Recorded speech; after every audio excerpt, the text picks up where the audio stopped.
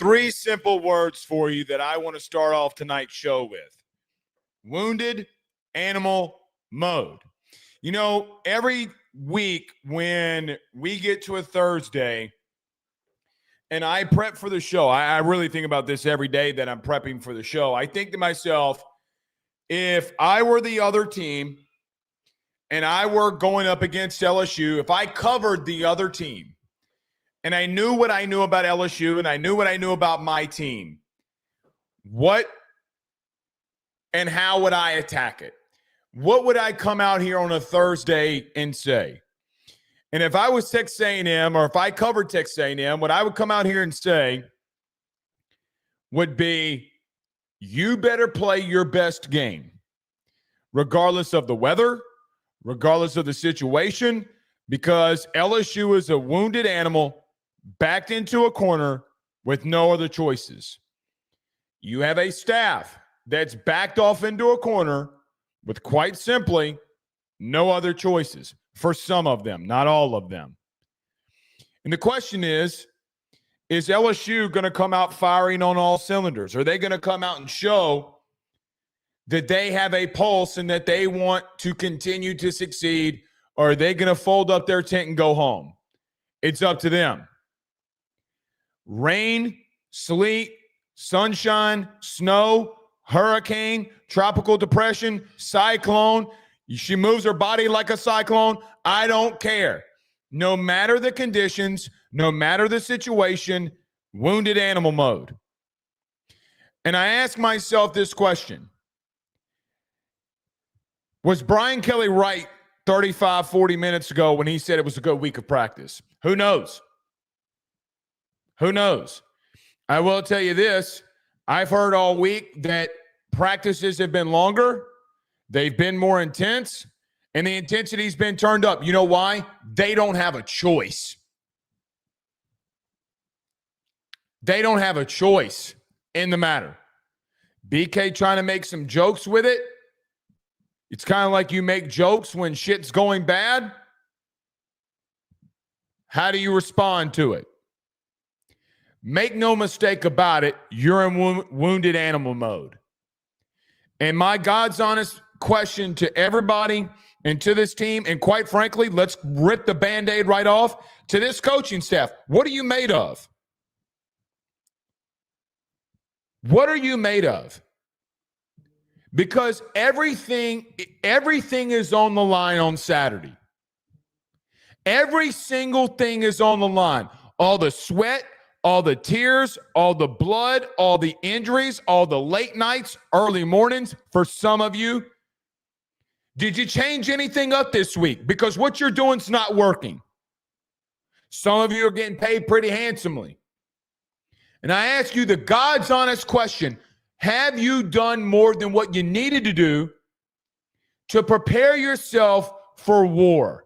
Blake, what are you talking about? Okay, let me rephrase. Have you done every single little thing to prepare to go out on top? I don't know if you have or if you haven't. But the only way that you walk out of that stadium with a W is if you did. Nevertheless, we're live. Everybody do us a favor, hit the like and share. Share to all those groups if you're on Facebook and to all those social media pages. You're watching us, listening to us on YouTube. Like, subscribe, notification bell. Wherever you listen to podcasts, rate, review, and subscribe. Every AYS Sports Show is brought to you by our good friends over at FanDuel. We are proud and honored to be partnered with our good friends over at FanDuel for the entire football season. Download the FD Sportsbook app today. Do you think LSU is going to win against Texas A&M? Bet the money line. Take the 2.5 points if you want to.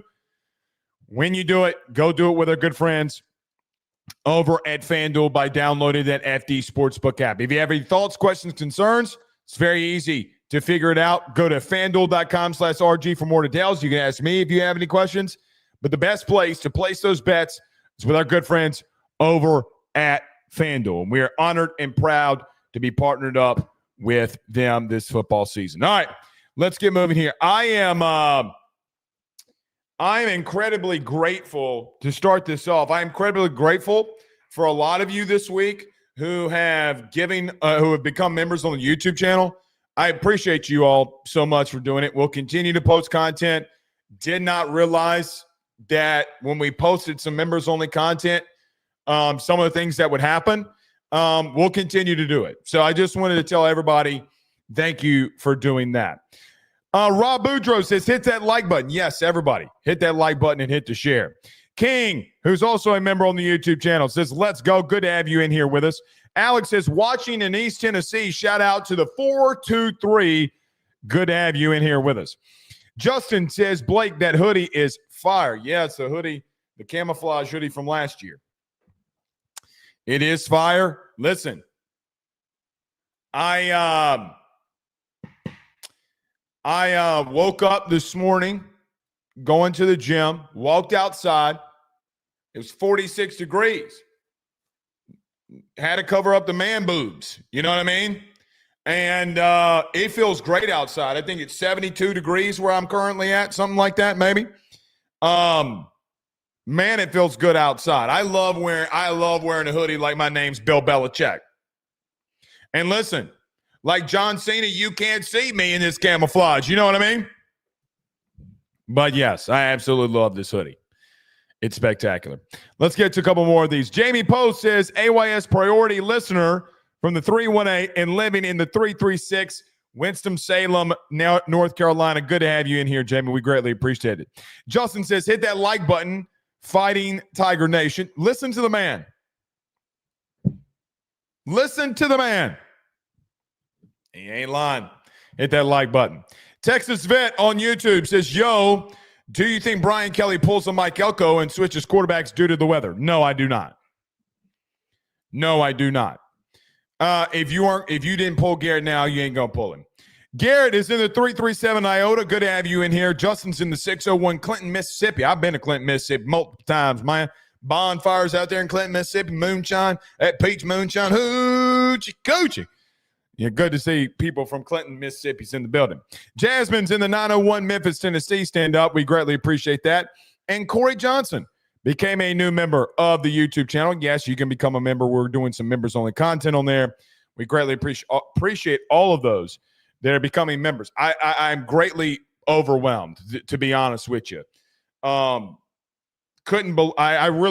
really stunned how many of you became members in the last week.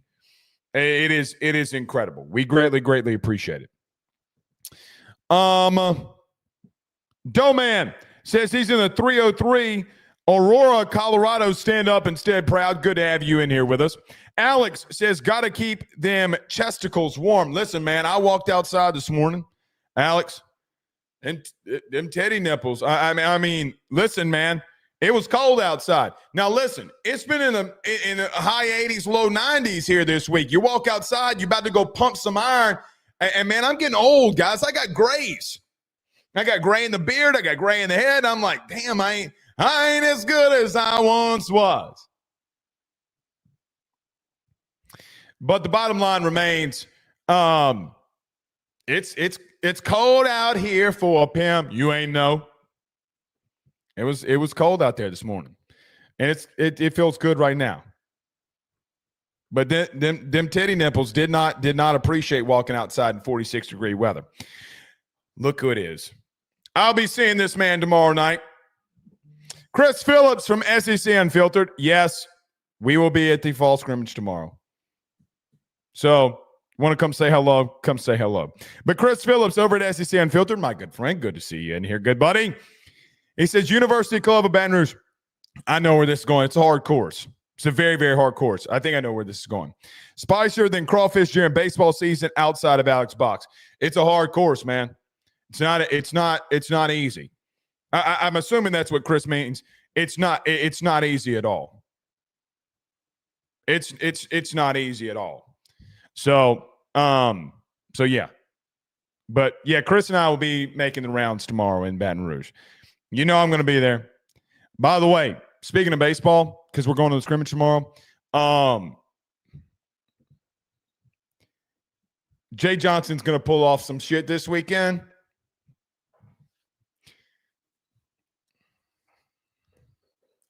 It's going to be a big weekend for LSU baseball. That's all I know. Titus in the 601 Seminary, Mississippi in the building. Good to have you in here with us. Jesse O'Neill's in Robinson. I don't know. He's in Illinois, but he's from the 318-31. Great. Easton with some laughing face emojis. I'm assuming it's because of the titty nipples. I said titty nipples live on there. I mean, dude, I don't keep anything from y'all, man. I'm an open book. I'm serious. It was cold out there this morning. King says, Ryan, he's joking like all them peaches and cream win some games and prove that jokes. Huh? Oh. I got you. I thought you were talking about me. I was like, man, I was just talking about my titty nipples. Rob's in Hattiesburg, Mississippi, smoking a cigarette. Or smoking like a cigarette. Put down the cancer sticks. Go get you some Zens. Yes, indeed. David says, hypothetically, Blake, question, we win out, which is unlikely. Does BK keep his job? Oh, man, if you win out, you're going to the playoff. Yeah, he's going to keep his job. Yes. If you go to the playoff, he's keeping his job, guys. Heavens, yes. Oh, heavens, yes. Guys, if you go 9-3, he's keeping his job. Shit, you go 8-4, he might keep his job. I mean, it might not even be remotely on the table. It might just be fans saying that they want to go on. Who all knows? John Sibley Butler, I do think offensive changes are coming though. I do. Dr. John Sibley Butler says, my last score there was a 70-line long golf course since the redesign. Yeah, listen, I ain't getting in the 70s. I ain't coming close to the 80s. I'm the guy that goes out there and drives and lets everybody else do the short game, and I sit there and drink some beer. That's me. That's my golf game, if I had one. So, yeah. All right, let's get moving here. You know what it is. It's Thursday. It's keys to victory here, so we got to get to it. Everyone do us a favor, though. Hit the like and share. Share to all those groups if you're on Facebook and to all those social media pages. You're watching us, listening to us on YouTube. Like, subscribe, notification bell, wherever you listen to podcasts, rate, review, and subscribe. As I mentioned, every AYS show is brought to you by our good friends over at FanDuel. Go download that FD Sportsbook app today. Do you believe that LSU is going to be able to take on A&M and beat them? Go bet that over with our good friends over at FanDuel. Every show brought to you by FanDuel, and we're proudly partnered with our good friends over at FanDuel, so we're great. We're grateful for that. All right, let me get moving. We come back. Keys to victory next. Stay with us. Hey, guys, I want to tell you about our good friends over at Red Stick Financial. They're your local residential mortgage broker located right here in the heart of Baton Rouge, Louisiana. At Red Stick Financial, they find the bank that works for your particular set of needs to purchase the home of your dreams or refinance the current one. They truly are your partners in this process, and they pride themselves in helping individuals and families with one simple goal in mind, and that is to make home financing approachable, attainable, and stress-free. They are licensed in all Louisiana, Texas, and Mississippi. So from Amarillo to Meridian and everything in between, they have you covered. Red Stick Financial brings you creative, customized solutions, and they don't believe in the one-size-fits-all when it comes to loans. They even have special options for mobile and manufactured homes located in a flood zone and stated income financing for those of us who are self-employed borrowers. If you or someone you know is looking to buy a home, refinance an existing mortgage, or simply want to know what options are out there for your future, give Red Stick Financial a call today at 225-407-9250. That's 225-407-9250. Or check them out online at redstickfinancial.com. That's redstickfinancial.com. Before you purchase the home of your dreams or you go and do that refinance, you need to go local. Go Red. Guys, let me tell you about our good friends over at Grand Slam Heating and Air, where your comfort is their top priority. At Grand Slam Heating and Air, they promise to provide customers with high-quality HVAC service at an affordable price while ensuring the homeowner peace of mind. From their office to your home, they guarantee the best hassle-free experience around. Efficiency and comfort is their game. Let them make your home Grand Slam today. At Grand Slam Heating and Air, they're offering their annual maintenance plan starting off at $18.75 a month and also doing those $99 tune-up promotions. They provide free estimates for system and ductwork replacement, as well as offering financing to get the job done with no money up front. From Baton Rouge to Hammond to Covington, they're all around. So what you need to do today, give them a call at 225-380-9065. That's 225-380-9065. Or go over to their website, getgrandslamair.com. That's getgrandslamair.com, where your comfort is their top priority. We're back. All right. Let's get moving here. Let me get this out of the way first. There's a couple of things I want to get to before we get to keys to victory. Number one, Brian Kelly met with the media today. Whit Weeks is out. I mean, he said that on Monday, and then people are running breaking news stories as if Brian Kelly didn't say that he hadn't been practicing and he's in a walking boot, all that shit. He's out. Devon Keys got to step up big time. Got to continue to be big here, man. They're going to be very physical and run right at you. Got to be big this week. That's number one. Number two, guys, I got to be real with you. Brian Kelly was asked about preparing for the weather, and he says we've been doing quote-unquote wet ball scenarios all week. I don't think it matters. I mean, I think it matters, but I don't really think it matters. This offense, rain, sleet, snow, shine, is going to have to show that they can just move the football regardless. If they can't move the ball in 85-degree weather and the sun shining and it's perfect out, what makes me think that they're going to move it, in the rain? I don't know.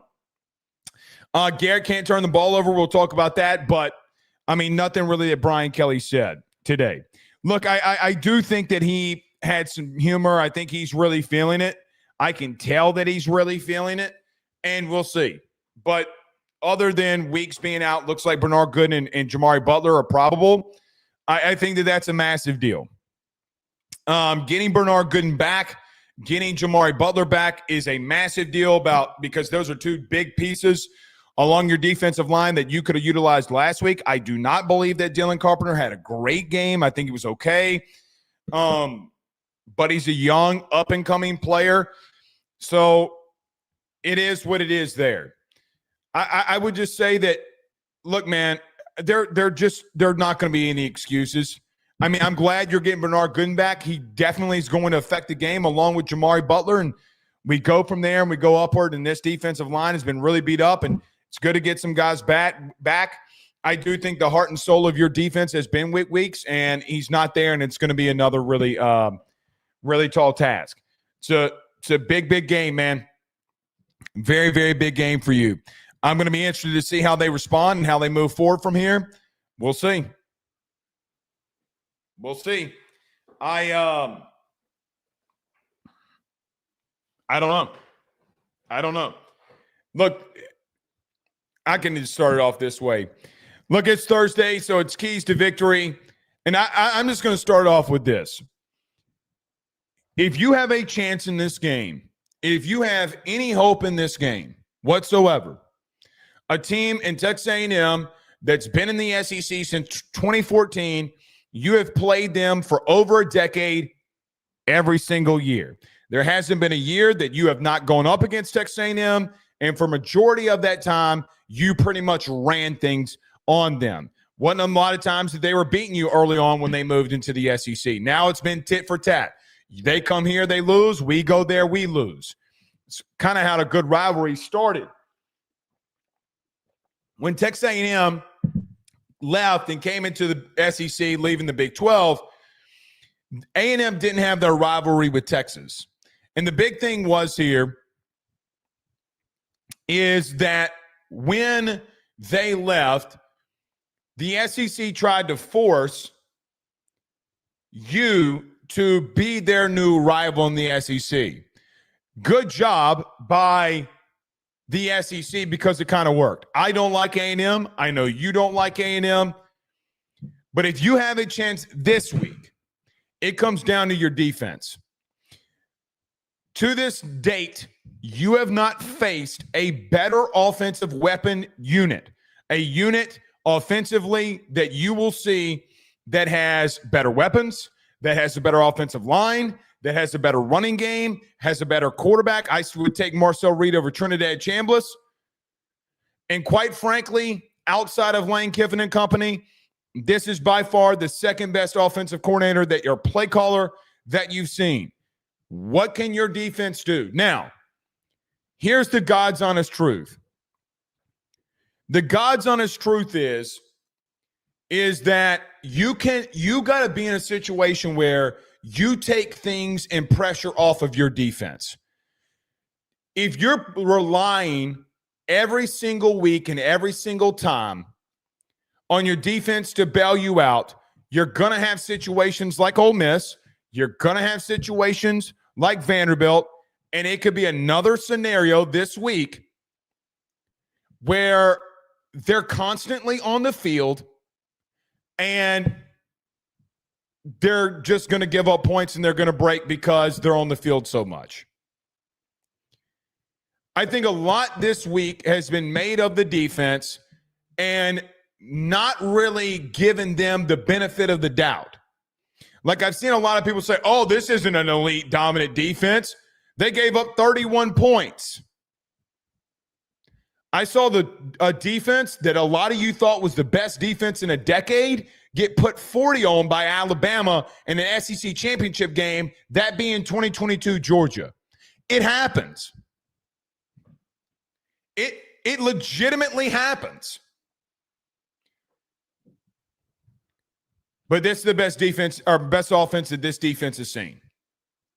And if you're going to prove that you're the unit that you are, you make a statement in this one. Well, Blake, I mean, they can make a statement. They can limit in the points because it's going to be a monsoon. I don't care. Both teams are playing on the same field and same situation. I don't care. Go prove it. Go do it. And go take it away. I'm not ready to bail on this defense. I still think that you defensively are really good. And I've been asked this week, and I know that people have been sending me links of people calling me out all day. It is what it is. All week, it is what it is. Because I've talked about this offense, and I've been very critical of this team offensively. You know why I have? Because you couldn't stay on the field. Last week, so much was put on, even in a bad performance. And I mean, it wasn't a good performance by the defense. It was an average performance for me. Well, yeah, they couldn't get off the field. They didn't really help themselves either. But the funny thing is they got off the field on fourth down with a West week sack. They forced 2 3-and-outs for you to come back in the game. And offensively, in all of that, you totaled negative nine yards in all of that. So when your defense stood strong offensively, you pulled out your little pecker and you wee-wee down your leg. You wee-wee down your leg. You couldn't do anything.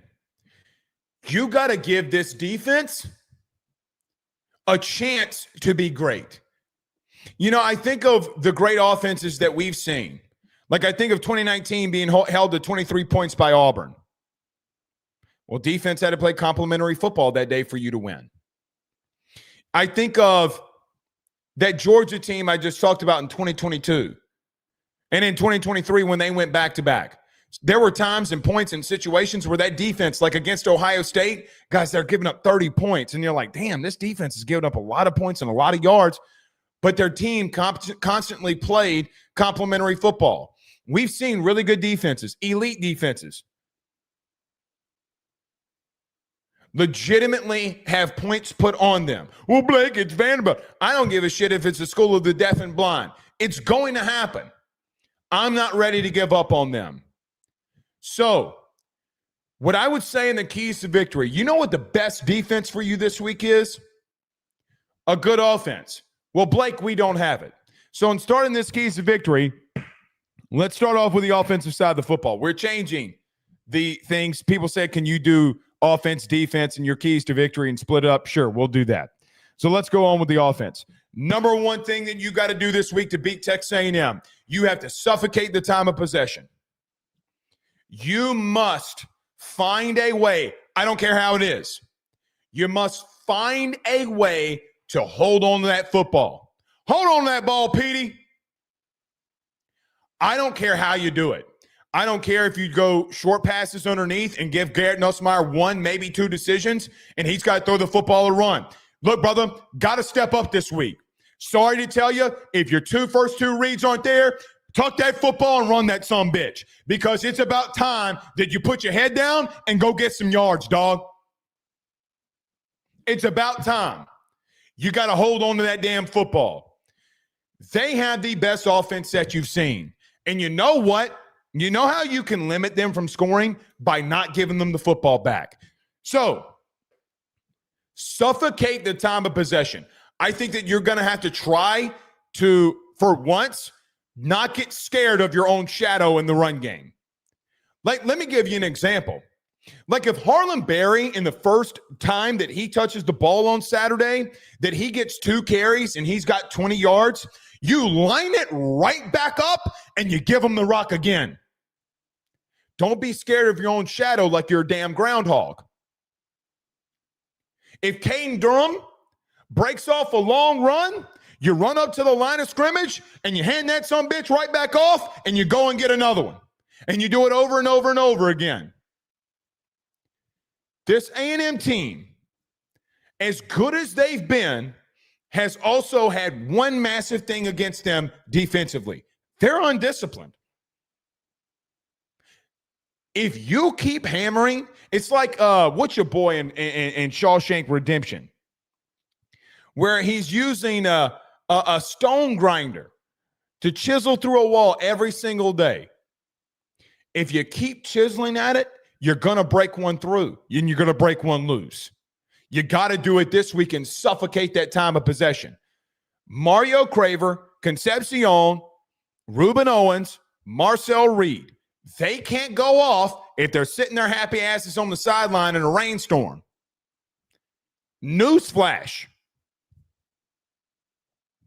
So you got to do what Andy Dufresne did in Shawshank Redemption, and you take that little chisel, and every single day, just a little bit more, just a little bit more, just a little bit more. Blake, we ain't got 30 years like Andy did. I'm not asking you to. But I think you get my point. Blake, we can't run the ball. It's interesting you say that. I brought something up this week a couple of times, and I brought it up on purpose. It's like we actually study and prepare for this damn show. This week, I had a clip that kind of went a little viral. A couple 100,000 of you saw it. So I'm not going to go in great detail. But I brought up that last Friday, Louisville went into Miami and upset them. They were 113th in the country in rushing. Couldn't run the ball. Beginning of the game, they were kind of okay. They got some 3-4 yard runs. You know what Jeff Brom kept doing on a team in their front seven in Miami, who in my humble opinion can be undisciplined in the run game? He kept handing the ball off. Because you know what play callers, like really, really, really good play callers know? It's only a matter of time as this game goes on that you get back to who you are as a program. So when I look at, as an example, when I look at A&M and I look at game 1 all the way to week 9, this is what I see. I see a team in week 1 in UTSA that lined up and ran it right at them and had success. I saw a team last week in Arkansas massively take advantage of a team that in their front seven will get out of pass lanes and get out of run lanes. And if they are undisciplined, you have to make them pay. Did Blake Ruffino literally just come in here and tell us that we need to try to run the football when we can't? You're damn right. Because great play callers don't call things based off of what you do bad. They call things like, hey, man, this is a weakness for them, and we have to go right at their biggest weakness.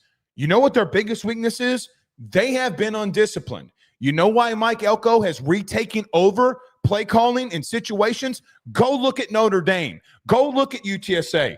Go watch last week's game and go watch them not be in their right run lanes and massive runs get broken off, and you got a 240-pound back running damn wide open in the open field because one guy was not in assignment, one guy wasn't in alignment, and We're off to the races we go. Man titties throwing up in the air and everything. Sam Pittman would have been proud. You got to stay with it. And when the weather comes, you're going to have to stay with it, which might actually benefit you. They have shown that they will be undisciplined as hell in their run lanes. They will play me ball and not we ball. And you got to take advantage. The last 2 weeks, nobody wants to point this out yet, but it's okay because Blake's here. You've ran the ball with your running backs at over 6 yards a carry. And everybody has been saying, well, Mr. Blake, it's because we've had some long runs. Well, guess what? You kept having them. You had Kane Durham against a top 30 statistical defense in South Carolina a couple of weeks ago, bust a 23-yard run. You saw Juwan Johnson on that same top 30 defense bust a 56-yard run. Guess where A&M is? They're right there with South Carolina. One is 33, one is 34. Newsflash, my guys. Newsflash.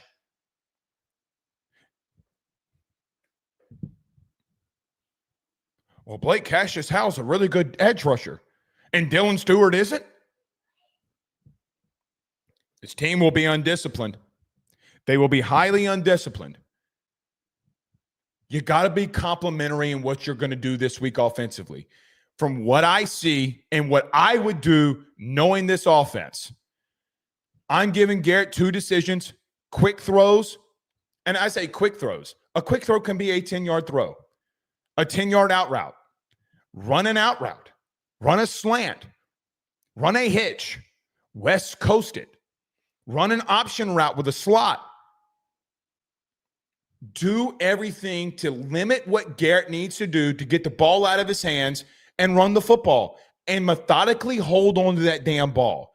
Even if you're not scoring, meaning let's just say you have a drive where it's 7 plays and you got a couple of first downs and you get to a 3rd down and you throw an incompletion and you got to punt the football. So what? Hold on to the football. The longer you hold on to that, and the longer you hold on to that football, the better chance you have to win. Guys, here's the truth. If LSU does not get to, in my opinion, get to about 34 to 35 minutes at minimum of time of possession, they will lose. There is no questions about it. I don't see another option. If you don't get to that 34-minute mark of having time of possession, you're losing. Because this team and A&M will continue to chip away like they're Andy Dufresne themselves, and they will get moving. But don't make any mistake about it. Your season and some of your careers are on the line. Do what works. Now, I have not done this season. I'm going to tell you one thing about this and move on. In the games that you lost, every time that I came out here and the number one thing that I said that you must do, keys to victory, if you don't do this, you're losing. Name a time in keys to victory where we've come out with the number one thing and it hasn't been the reason that you've lost and why games have been really close. You better suffocate that time of possession, and you better go 1-800 choke that hoe. I mean, suffocate it. You do not get out of this game with a W if you don't win the time of possession and have about 34 minutes. You got to sustain some drives here. Give Nuss easy throws. That would be number 2. Get the ball out quickly. Hey, our O-line stinks. Sounds good. We can't throw the ball deep because either we don't have time or we're inaccurate when we do it. Sounds good. Well, you only have one other option. Why are we constantly, like on 3rd and 5 as an example, why are we constantly being in situations where we're trying to push the ball down the field when we can't? The game plan this week and what Joe Sloan, Alex Atkins, Brian Kelly, whether he wants to admit it or not, because Guys, he is throwing Joe Sloan under the bus. Brian Kelly has been helping and involved in this play calling. Let's not stop that. He's saying, oh, I'm not involved in play calling because Joe Sloan, this offense sucks. He knows it sucks. And hey, man, I ain't got nothing to do with it. Sure you do. Stop giving Garrett the options. Because if you don't have time and he has a choice where he can throw the ball deep, he's going to try it. And he's going to get either sacked, he's going to make a wrong decision. Limit those. Take them away from him. So not only, number one, offensively, do you have to suffocate the time of possession? Guys, I'm not telling you not to play inside the game. I'm not telling you not to take shots. I think I would love an inside slot fade. I would love to. Listen, I would die if you went trips right, Barryon, the only receiver on the left, Chris Hilton, the only receiver on the left. I would die just to see you once. Turbo set. 1, 2, 3. 1-800 choke that hoe. Or this one, chunk that hoe.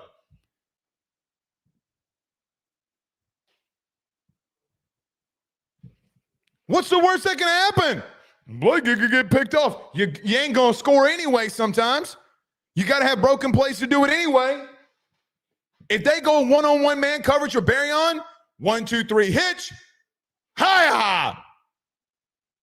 I'm telling Barryon in the huddle, if I'm Garrett, run as fast as you humanly can because I'm throwing it as far as I humanly can. Why not? It's not working.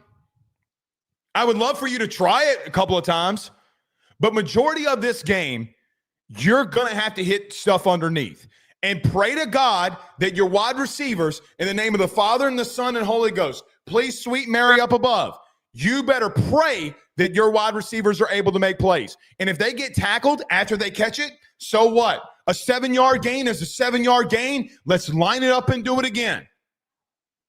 You're going to have to simplify this thing and stop being overcomplicated. Instead of throwing stupid RPO RPO screens, you're not running bubbles, but instead of running the RPOs, why don't we get vertical? This is number 3. We have to stop going sideline to sideline. We have to go north and south. Nothing that we're doing going east and west is working. Meaning these RPOs that you're throwing, why aren't we getting vertical? I got a brilliant idea. Instead of running an RPO screen that's not really been effective for your run game at all because you can't do it, why don't we do a slot inside RPO with a choice route? Hey, man, if the DB breaks outside, I'm cutting in. If the DB or linebacker's inside, I'm cutting out. It's Blue's Clues. You got to get north and south. You're going to have to get north and south as much as you can this week. And I don't talk, you got to go north.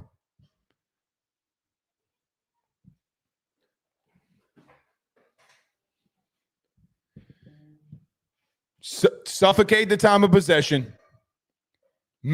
Stay inside the run game. This team will be undisciplined. And start limiting these decisions by Garrett and take shit off of his plate that he can't handle. Because, guys, the God's honest truth, and trust me, all 45 of you today sending me the thing on Tiger droppings, I know people think that I don't like this kid, but you're going to have to start realizing that it's not hate when shit continues to be accurate. I can't keep being accurate and hate the kid. So either I hate him and have been deadly accurate in the hate, or I'm just accurate in saying and calling out what the truth is. You choose. It's either one or the other. I'm sure a lot of you are going to take the first one. Take the decisions away from him. Take the decisions away from him. Everyone respects a good decision maker. But here's the thing. It's like this. I can tell my son, Ben, to not play with fire. right? I could tell him all the live long day. But if he keeps lighting up matches, at some point he's going to get burned. Or I can tell him to stop playing with fire and just take the matches away from him. So then that way, I know he doesn't get burned.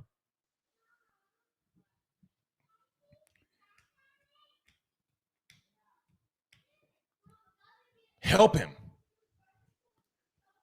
Help him. Because you're clearly not as a play caller. You're not helping him at all. You're hurting him. Let's see. Number 4. Get your playmakers the ball. No matter what. Guys, Aaron Anderson, I don't really know his health status. He's not listed. I don't know what's going on with Aaron. But there are 3 players that I'm targeting in the passing game and telling everybody else, good luck.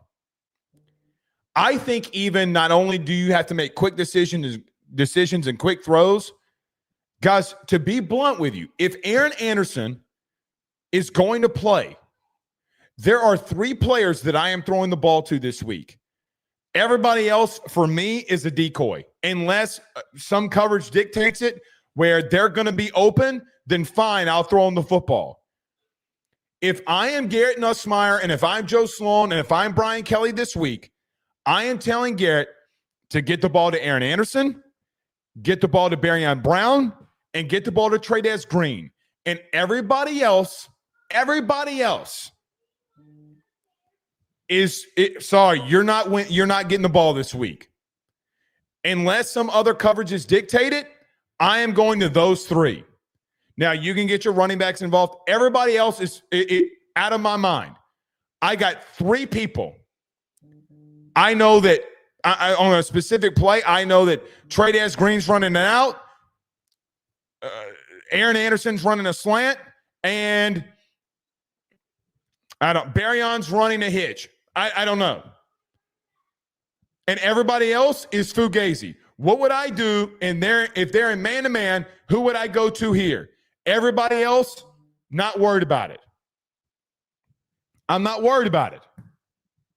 Get your playmakers the ball and pray to God good things happen. Number 5. Number 5. Get Harlan Berry touches. I mean, listen. You got to keep giving them the rock. I mean, guys, you had a running back as a freshman last week get 6 yards a carry. Give him the rock. Go with the hot hand. Whoever the hot hand is, whether it's Juwan Johnson, Caden Durham, or Harlan Berry, I don't really care. I feel like Harlan has a little bit more patience and vision over the last couple of weeks. Keep giving him the rock. You got to go balls to the wall in the run game, man. Everything you got. Whether it be jet sweeps, whether it be counters, whether it be powers, whether it be zone reads. I mean, it doesn't matter what you do. You got everything's balls to the wall this week because you got to suffocate that time of possession. I want to see Harlan Berry. I think he's a 5-star number 1 running back in the country for a reason. I think you got to keep going to him and keep giving him the football. Last thing offensively.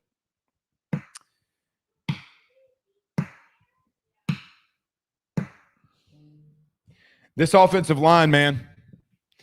I am terrified what happens at left tackle, whether it's DJ Chester, Brian Kelly said on Monday, Carius Kearns taking reps there. I have no idea what's going to happen. I don't think DJ Chester could play left tackle. I don't know what they do.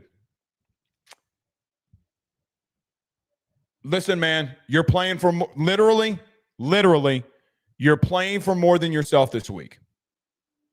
You're not playing for LSU. I mean, you are. You're not playing for your family this week. You're playing for one thing and one thing only. Guys, there are people at the door with pitchforks for your position coach. I think that you have done a lot of really good things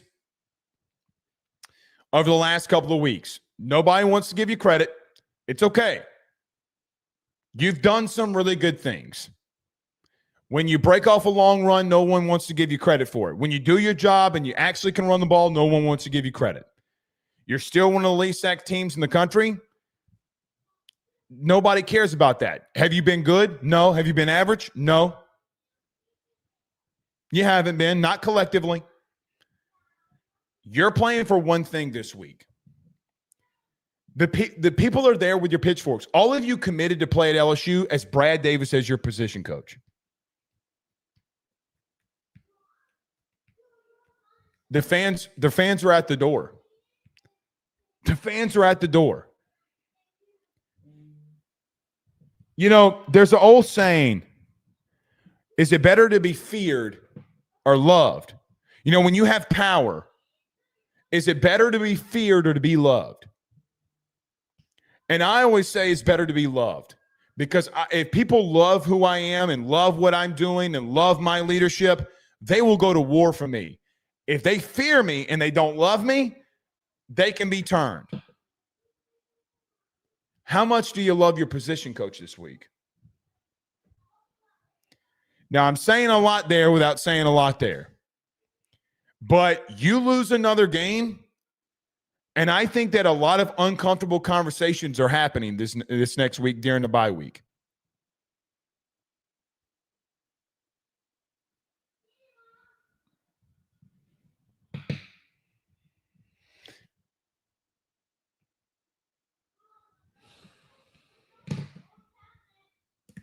Who are you playing for?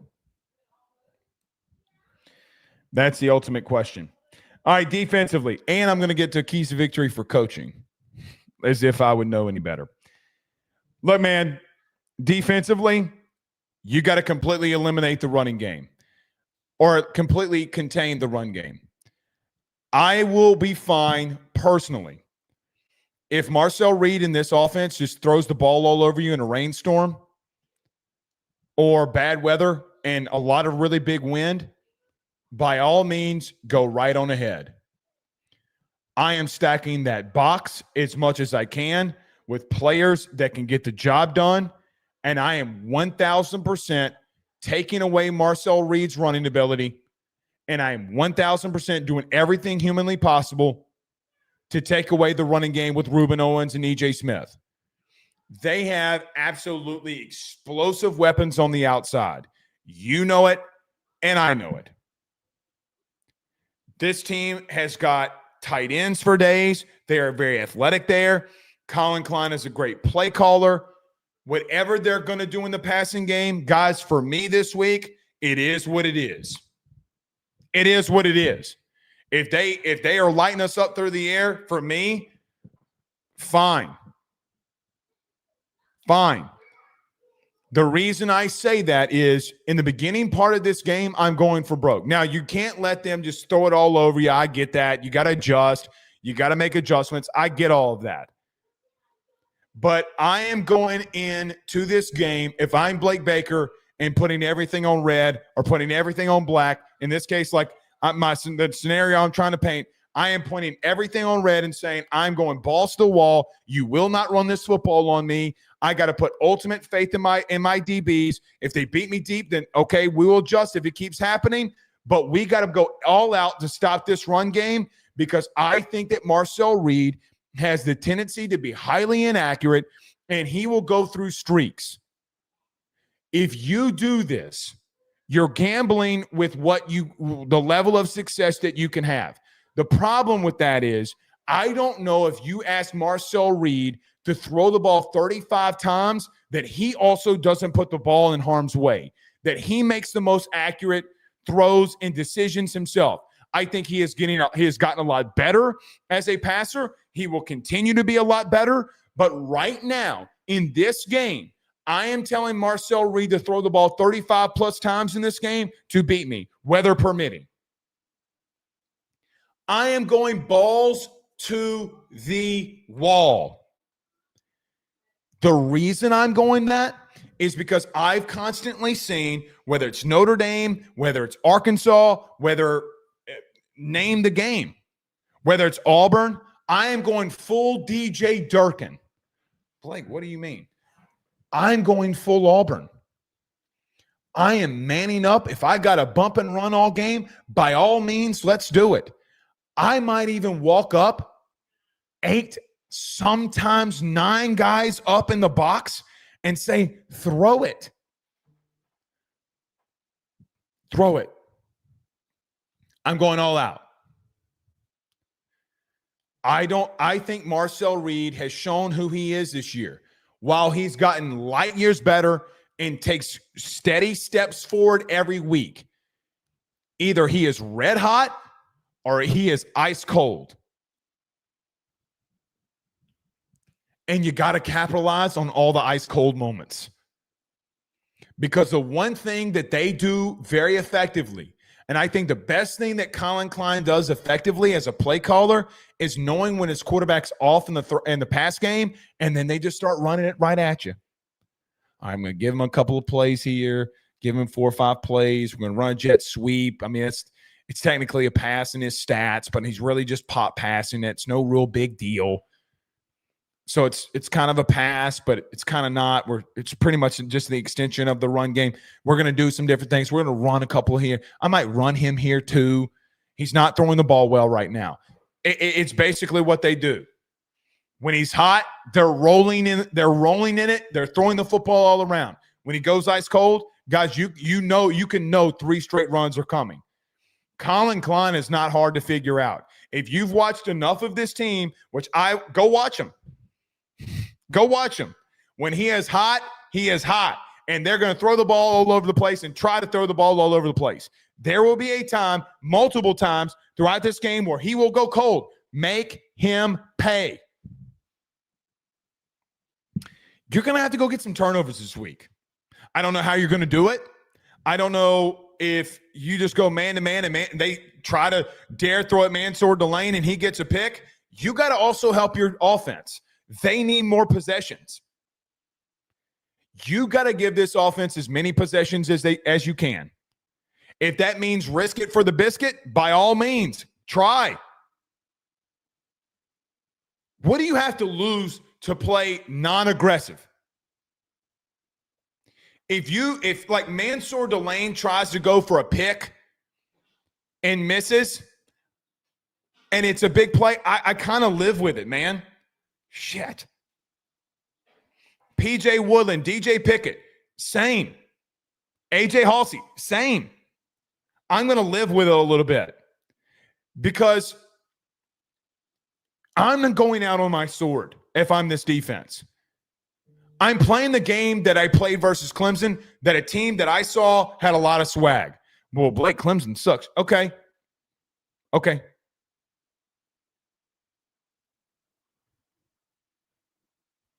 Bring the swag back and start surfing. I'm manning up. If Perk does not keep contained this week, if Harold Perkins gets out of alignment and out of assignment, I'm pulling him. I love Perk. I think he's the best athlete that you have all around defensively. He's 225 pounds and runs like a deer.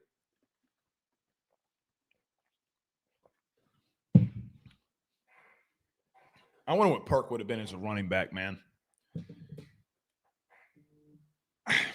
I wish I could tell you more about what I want you to do defensively. I'm putting everything on red this week and saying beat me. And maybe they do, maybe they don't. What do I know? Last but not least, before we get to a break and comments, thoughts, concerns, all of that. Coaching, keys to victory. I do think that Texas A&M does have a far better staff overall than you do. But how good of a coach is BK?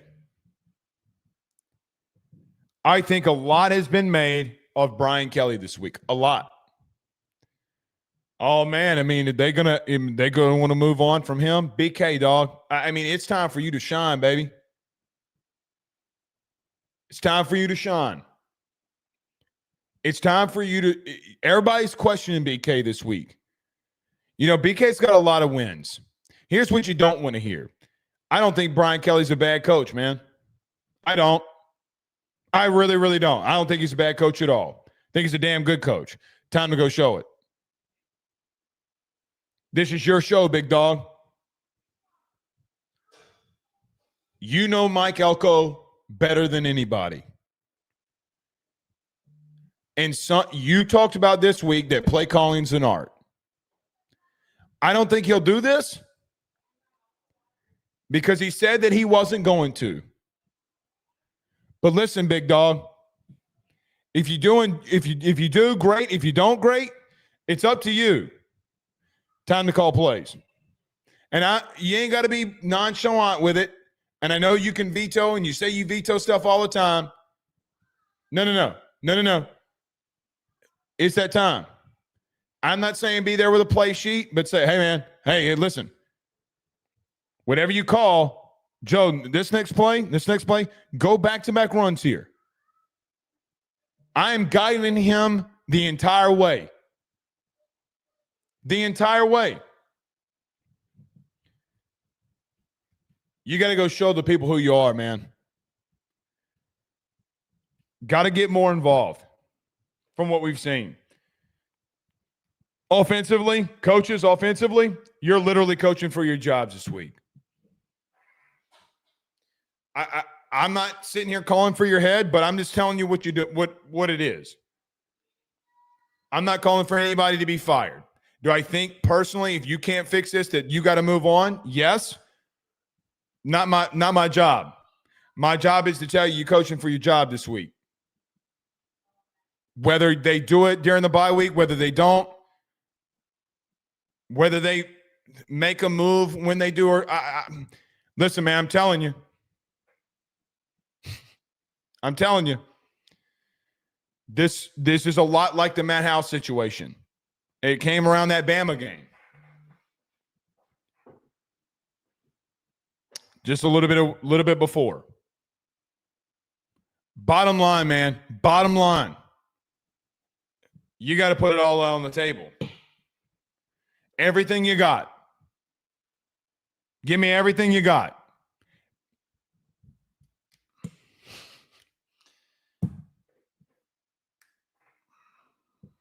You're coaching for your jobs this week, man. I'm telling you. Let's see. Defensively, man, just keep doing what you're doing. I know y'all don't want to hear that, but I'm giving them a mulligan. And be blunt with you, I think Blake called a damn good game. I think, we don't like talking about players didn't execute. Players didn't execute this week. So it is what it is. All right. Let me get to a quick break. When we come back, I'll get to some of these super chats and some of these comments, and we'll get on out of here. Stay with us. Guys, let me tell you about Guys, you might know my good friend Carol Falls and all the great service that he provides over at State Farm. He is your good neighbor after all. But did you know State Farm has surprisingly great rates as well?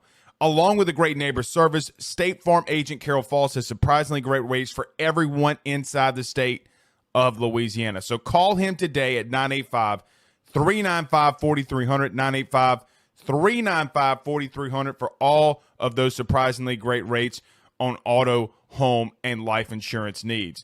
Like a good neighbor, State Farm is there, and individual premiums will vary by customer. All applicants subject to the State Farm underwriting requirement. Hey, Southwest Louisiana, are you ready to gear up for your next outdoor adventure or tackle that next big job on the farm? Then head on over to Henderson Tractors, Boats, and Power Sports. At Henderson and Lake Charles, they've got everything you need under one massive 30,000 square foot indoor showroom. Kubota tractors and mowers to power through the toughest tasks. Polaris off-road bikes and side-by-sides to conquer any trail. And tracker boats with brands like Ranger, Nitro, Sun Tracker, and Regency pontoons for a day out on the water. Whether you're a farmer or a hunter or just someone who loves the great outdoors, Henderson has what you need to get the job done and have fun while doing it. Browse their new and used inventory over at their website, hendersonimplement.com. That's hendersonimplement.com.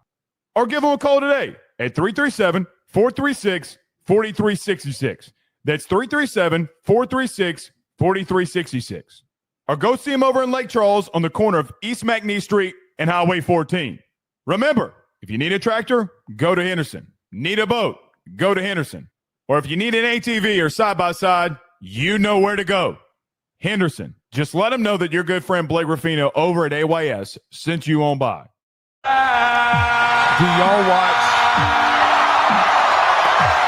Do y'all follow Message Board Geniuses on Twitter? It is always so funny to me, some of the shit that they post on there. It's so wild to me. Like a Florida State person saying Lane Kiffin to Florida is done. 7 years, $13.5 million a year. Boy. Does that mean Lane Train's not actually going to Florida? Dane Bergeron with a $5 super chat says, nice Kane. Nice Kane Blake reminds me of my. Oh, nice Cam. Oh, maybe not. Maybe nice camo. Reminds me of my old Army days. Yeah, Dane. Pause there a little bit. But, yeah. I love this hoodie. I love this LSU football hoodie. Billy Sanders says, Tiger Droppings thinks that you hating us. I'm with you. He doesn't have the brains to play quarterback. I've never said he doesn't have the brains to play quarterback. I said he's a bad decision maker. He doesn't have to be a bad decision maker. Yeah, I told you, man. Everybody sent me the thing from Tiger Droppings this week. Or today. I don't get it. I don't get it. Trust me, here's the crazy thing that I've noticed in doing this. People never send me, if somebody like thinks that I'm doing good or said something good, no one ever sends me that. The only thing that people send me is when shit's going bad. And what's crazy is to people who only talk to me for LSU stuff, like they're not, like we're not friends, like not actual friends, and they'll just text me randomly, like they're just LSU friends, and I see them text me, I'm like, oh shit, somebody's talking shit. It's constantly every day. And I tell them, hey man, I don't care, don't want to see it, don't care. Hayden says, Blake, do you think Atkins is good option for OC next season? If you go the route of firing Joe Sloan, I would not make Alex Atkins my OC. No. No, I would not. I mean, if you're asking me, no, I would not. Just broke my pen, man. I mean, like if I'm going for broke, like if it were to happen, hold on. I got a better way of saying this. If Blake Ruffino were an athletic director or a head coach today at a P4 program, and I had the funds, like if I were the head coach of LSU as an example, for my offensive coordinator, the first call that I'm making is to Kirby Moore at Mizzou, personally. It's a preference. Personally, for me, it's a preference. The second call that I make is not in college football right now, is I'm calling Todd Monken. The OC, Baltimore OC, the former Georgia and now Baltimore OC. I would call Colin Klein. I would see what's up with Andy Kotelnicki. I don't know if I really like Kotelnicki. I don't really like the style of play, really. Who else would I call? I would call Bobby Petrino if he didn't land the head coaching job at Arkansas. I would see let me tell you, here's a hot one. I would see what the head coach of North Texas, what he's all about, and see if he would want to be a coordinator and leave a head coaching position. I'd call Buster Faulkner at Georgia Tech.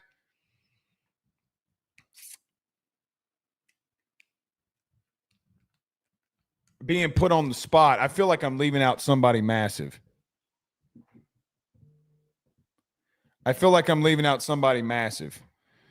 I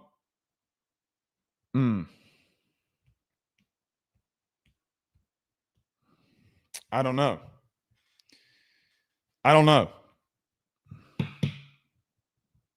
I'm sure there's some great ones and people that I'm not thinking about.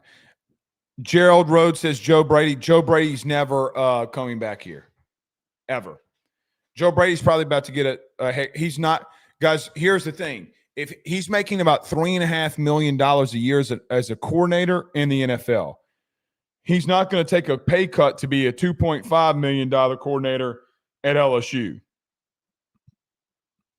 Not going to do it. Not going to do it. JV says Colin Klein. I would call Colin Klein. I mean, why would he leave A&M?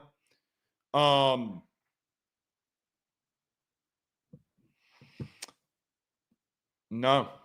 I mean, I'm just trying to think. I feel like I'm leaving out a lot of people here. I mean, here's one. I wouldn't hire him if you asked me, but I would interview Jerry Neuheisel just to talk to him, say what's up, see what he's saying. The Mortensen, who's the interim head coach at UAB, I would talk to him. I mean, these are just all conversations. They're not like I would hire him. Hopefully that suffices your question.